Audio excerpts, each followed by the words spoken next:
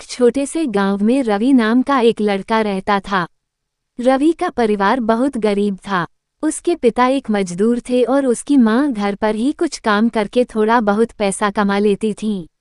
उनके पास रहने के लिए सिर्फ एक टूटी फूटी झोपड़ी थी और खाने के लिए भी कभी कभी मुश्किल से 2 वक्त का खाना जुट पाता था। रवि पढ़ने में बहुत होशियार था, लेकिन उसके पास स्कूल जाने के लिए साधन नहीं थे। उसके पास पुराने कपड़े और स्कूल की किताबें भी नहीं थीं।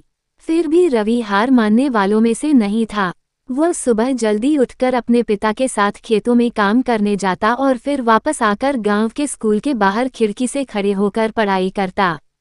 वह स्कूल की खिड़की के बाहर बैठकर मास्टर जी की बातें ध्यान से सुनता और वही बातें याद कर लेता।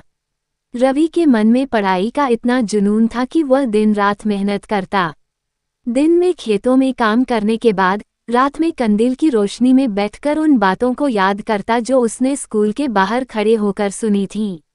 उसके पास न किताबें थीं, न कॉपी, फिर भी वह कागज के छोटे छोटे टुकड़ों पर अपनी उंगलियों से लिखने की प्रैक्टिस करता रहता। रवि की मेहनत और लगन देखकर गांव के स्कूल के मास्टर जी का दिल पिघल गया। उन्होंने रवि को स्कूल में दाखिला दिलवाया और उसे मुफ्त में पढ़ाने का वादा किया। अब रवि को स्कूल जाने का मौका मिला और वह अपनी क्लास का सबसे होशियार छात्र बन गया।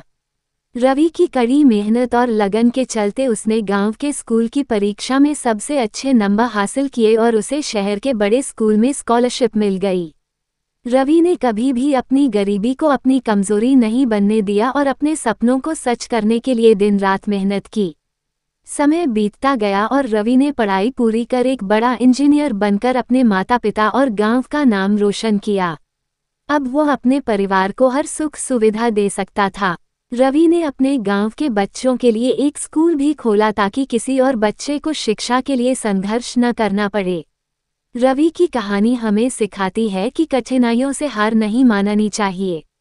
मेहनत, लगन और सच्ची चाहत से हर मुश्किल को पार किया जा